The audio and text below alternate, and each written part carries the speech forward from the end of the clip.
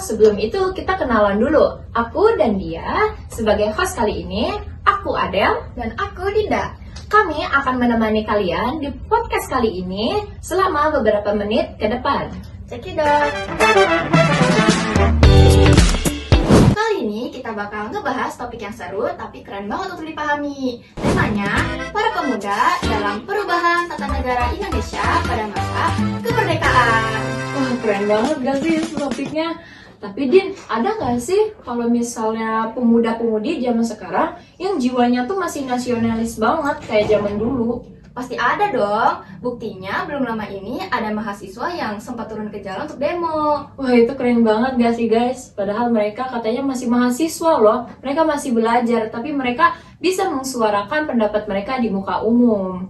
Nah Din, kayaknya gak asik gak sih kalau cuma berdua doang? Nah, betul banget tuh. Kayaknya kita langsung aja yuk undang Kak Coy dan Kak Furkan.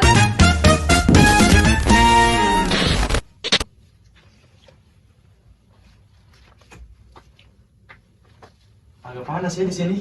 Aduh, ini kah sindiran guys. Bukannya tadi di luar hujan ya kak? Kayaknya kedengeran deh.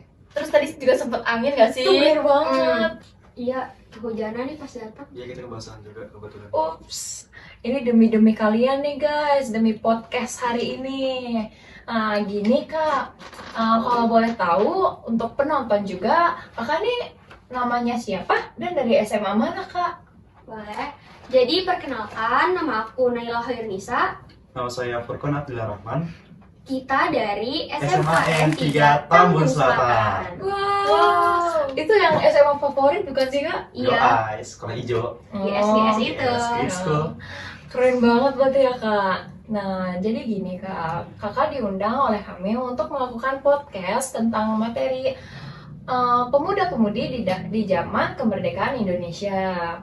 Nah kami udah memiliki beberapa list pertanyaan nih kak.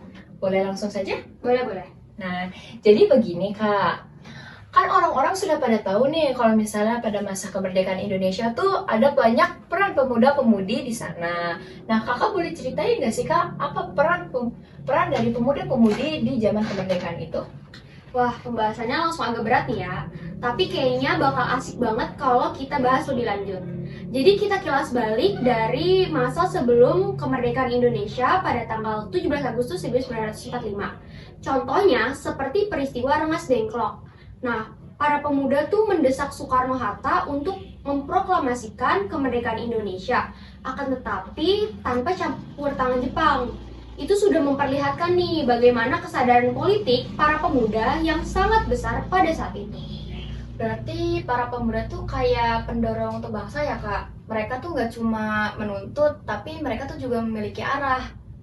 Bener banget, mereka tuh sadar banget akan pentingnya kedaulatan rakyat. Sama aja kayak pemuda pada saat ini. Memangnya pemuda-pemudi zaman sekarang tuh masih ada yang berperilaku seperti itu ya kak?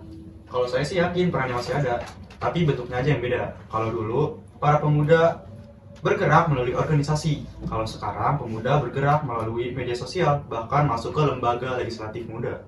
Tapi nih ya kak, banyak nih orang-orang yang bilang kalau misalnya pemuda-pemudi zaman sekarang tuh cuma banyak protesnya aja.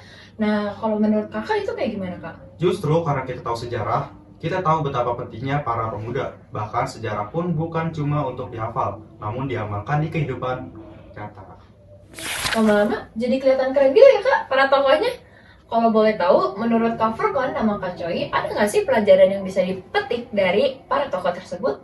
Tentu saja ada ya. Intinya, kita sebagai para pemuda dan pemudi, kita harus sadar akan pentingnya politik. Jangan cuma jadi penonton. Karena pemuda itu bukan cuma menunggu untuk diundang, akan tetapi melakukan perubahan. Nah, kalau untuk Kak Furqan sendiri gimana? Nah, kalau menurut saya, pahami sejarah biar nggak ngulangin kesalahan yang sama. Bahkan kita nggak cukup buat tegas doang, kita harus ngerti jalannya.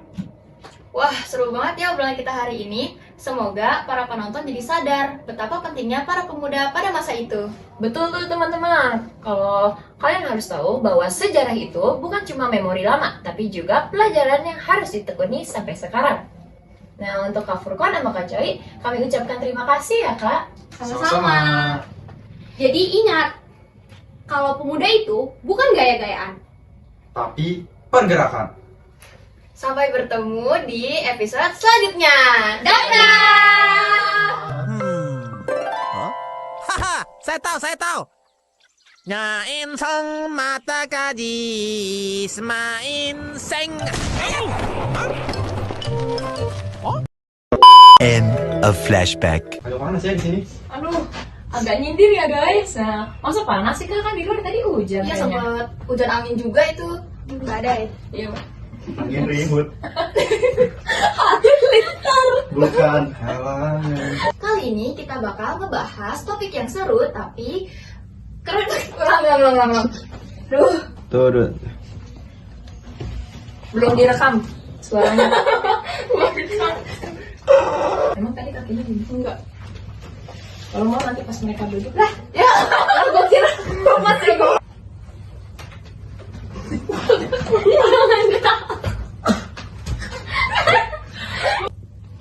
Ya, lu bawa itu. Ya apaan anjir. Ah.